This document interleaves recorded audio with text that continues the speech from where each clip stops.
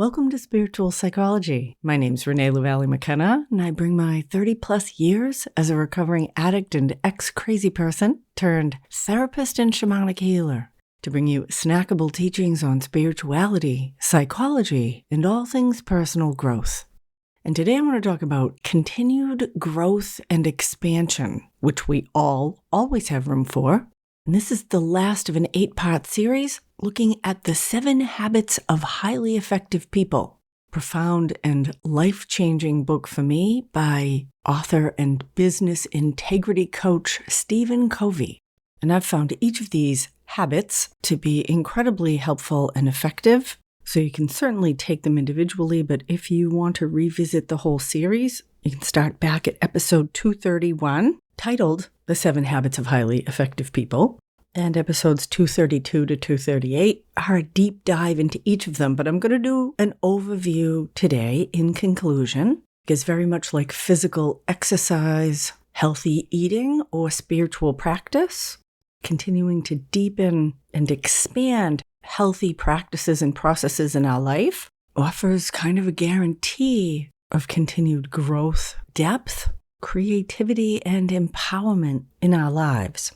And that has certainly been my experience. I've been growing in my skills and abilities to apply these habits in my life since the 1900s. The 7 Habits of Highly Effective People was first published in 1989, but great wisdom teachings are timeless, and these 7 habits are great wisdom teachings.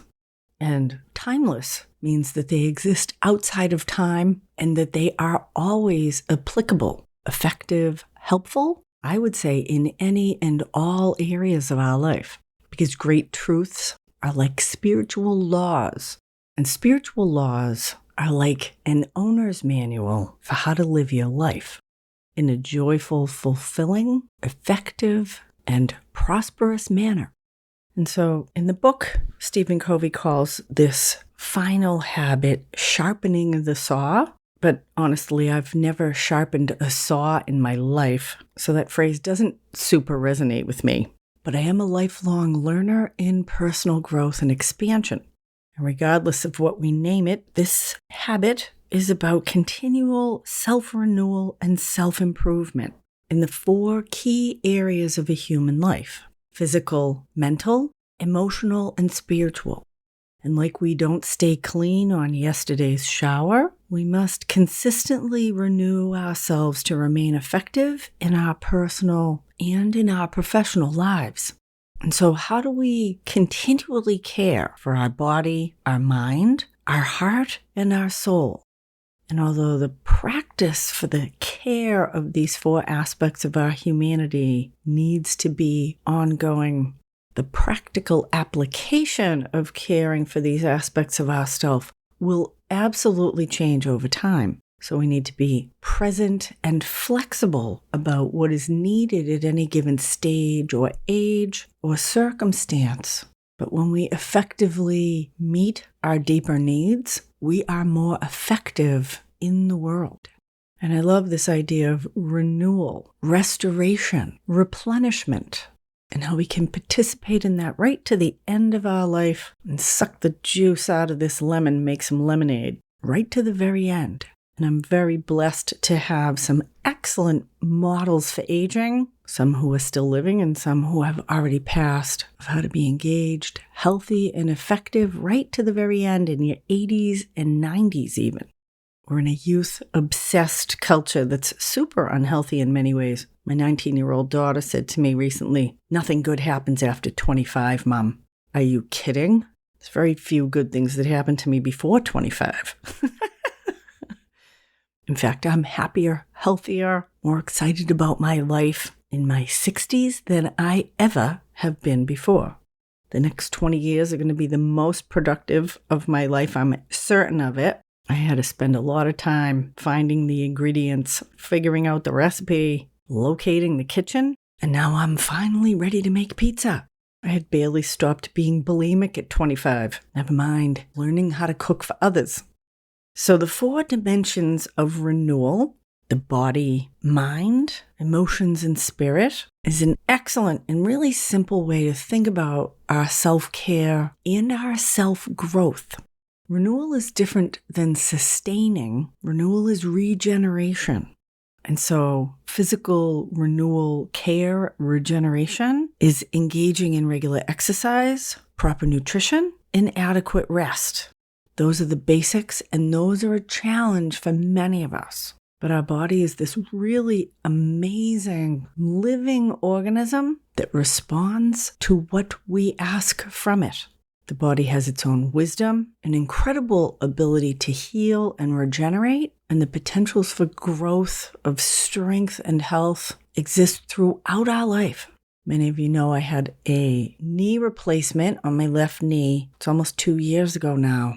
And just in the last 3 months, I've been doing body weight squats. I love lifting weights, and my muscles had become super dysfunctional from all of the limping and compensation I was doing because of the arthritis and the collapse of my knee before I had my surgery. And so I've had to retrain a lot of my muscles to fire correctly. My quads, my glutes.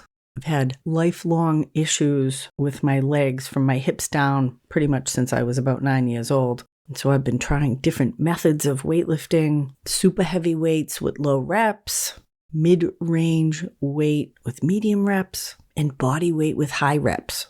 And so I've been doing body weight squats for probably about the last 3 months. I do sets of 10 or 20 throughout the day, aiming to do 100 body weight squats a day. And the flexibility in my knee is incredible now. I can do what they call ass to grass, but it's taken time and repetition to get there, and a lot of patience, because I am a product of American instant gratification culture, and the fact that I might need to work at something for 6 months or 2 years to see effect has felt a little bit daunting to me, but it has been an incredible lesson in the value of continuity.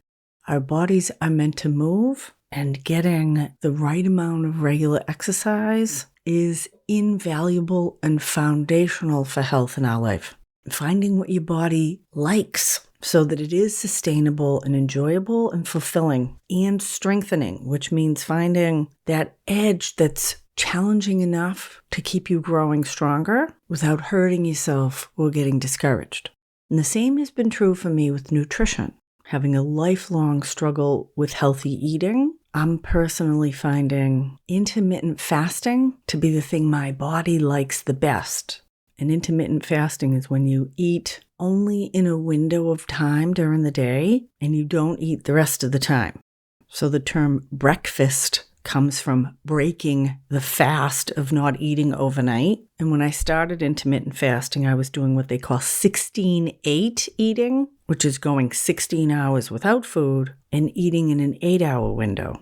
And now I'm down to probably 24 eating, which is that I eat in a 4-hour window and I don't eat the other 20 hours. And that really works for me. My body likes it a lot. But you got to listen to your own body.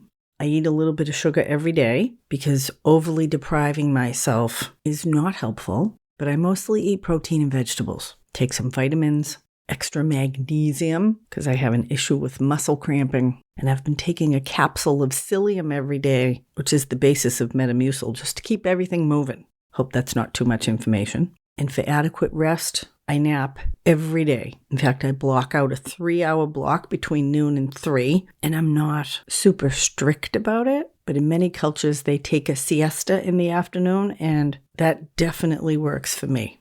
It's one of the great benefits of being self-employed. I can make my own schedule. And taking care of my body, my nutrition, and my rest helps me to manage stress and maintain my energy and my endurance, really without even thinking about it. Because many of the ways that a lot of us manage stress are actually unhealthy, like emotional eating, too much drinking and drugs, laying on the couch, scrolling or binge watching TV, and more movement, healthy food restriction, and getting enough rest can give us an incredible baseline for being resilient in our life. I am a fan of moderation in all things physical, so avoiding drinking, smoking, and bad eating habits is really important for caring for our body. And I know how hard that can be because I have been a drinker, a smoker, and a compulsive eater. So I had excessive habits in all those areas. And I've had to put a lot of work into bringing health into the physical care of my body. But everything's a system. And so how I care for my body has tremendous impact on my mind. And so in this second area, how do I care for my mind? What am I doing for mental renewal and restoration? And this doesn't have to be going back to college, but being a continual learner through reading, and particularly through writing, journaling, and self-reflection. I think we often consume more than we create, and exploring the muscle of what wants to come from us is as important as what we take into us. So there's intellectual learning through reading or taking classes or watching videos, but there's also the self-learning of our own creativity and exploring our own thoughts. It's important to stay curious as we expand our knowledge and be willing to challenge ourselves to learn new things. And so this idea of healthy challenge, just like with our body, if I want to get stronger, I need to create healthy stress by walking a little farther, running a little faster, lifting a little bit of a heavier weight, leaning deeper into that yoga pose. That's a healthy stress that gives a feedback loop for my body to strengthen and expand. And the same is true for our mind.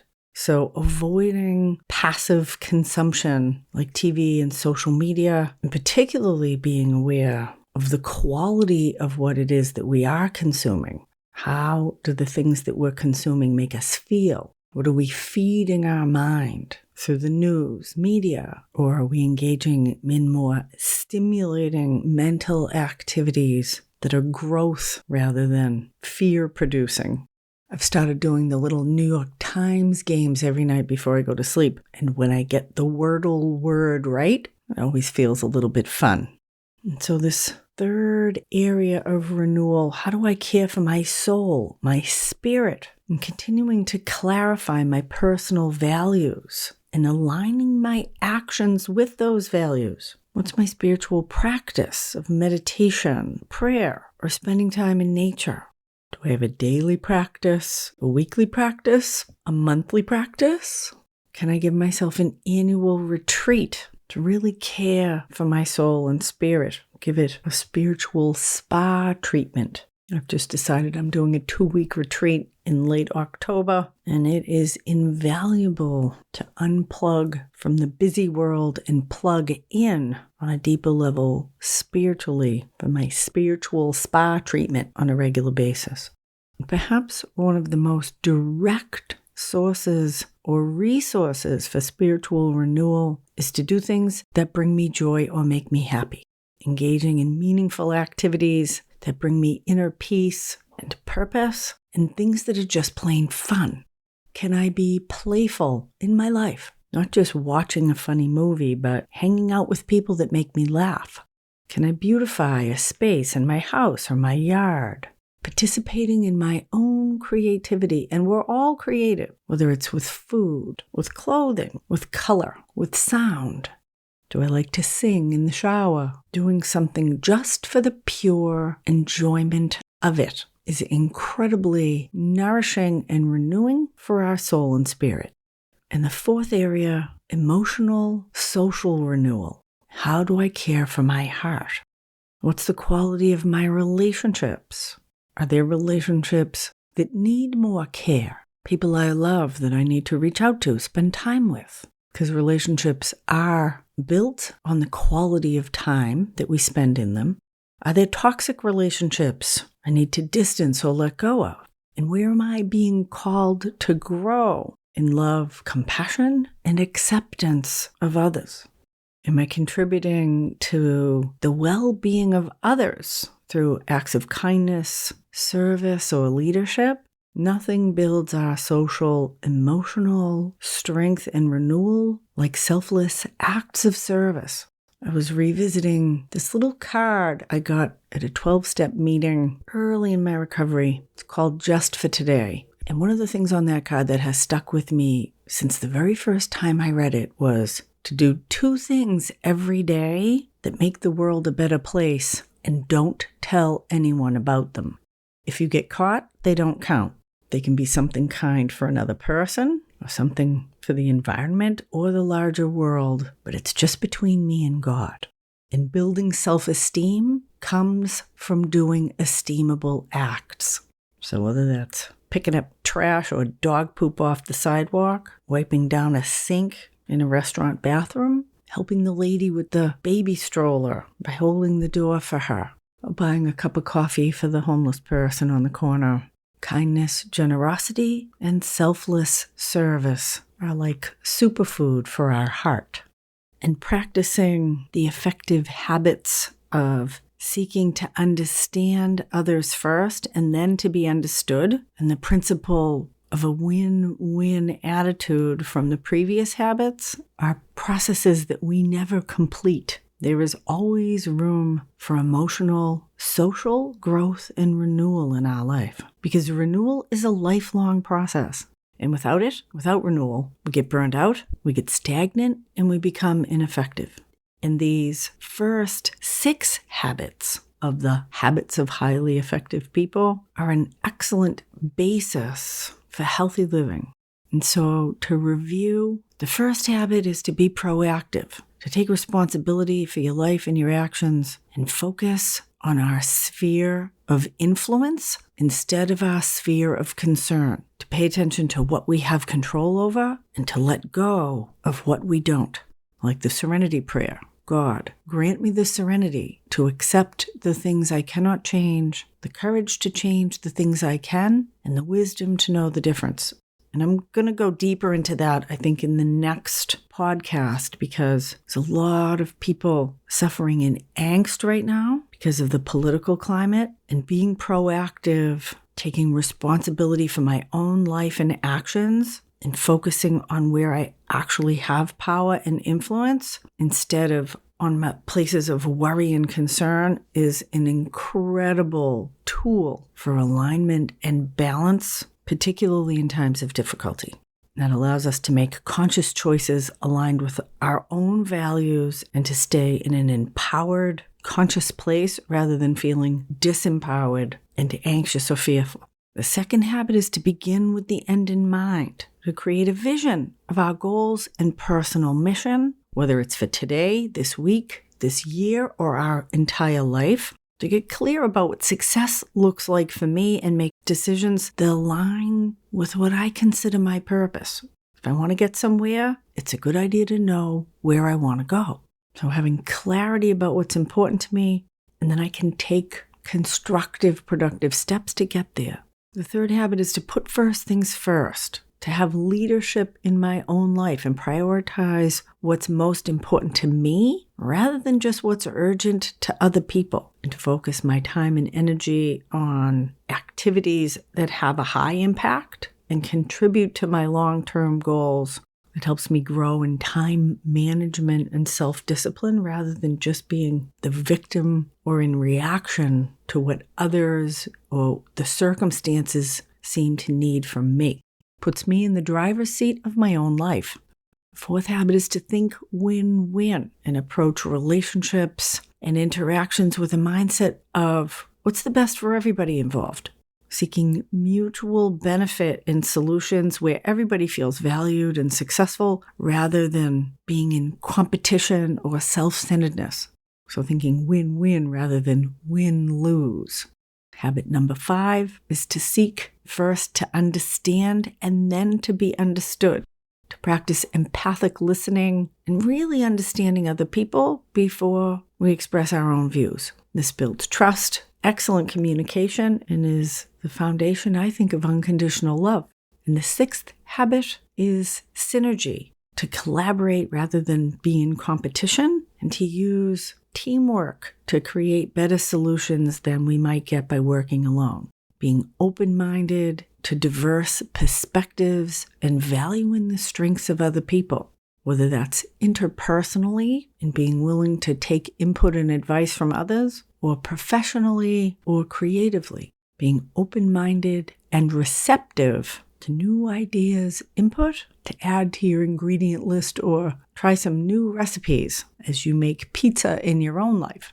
And how do we revisit these habits to continue to renew and improve ourselves in all areas of our life? And together, these habits form a principle-centered approach to personal, social, professional effectiveness, an instruction manual for healthy, empowered, fulfilling, joyful living. And this is about progress, not perfection, because perfection is an illusion.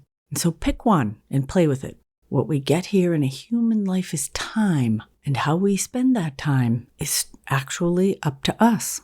And so I wish you peace. I wish you courage, wisdom, and power to spend your time in ways that feel good to you and good to those that you interact with.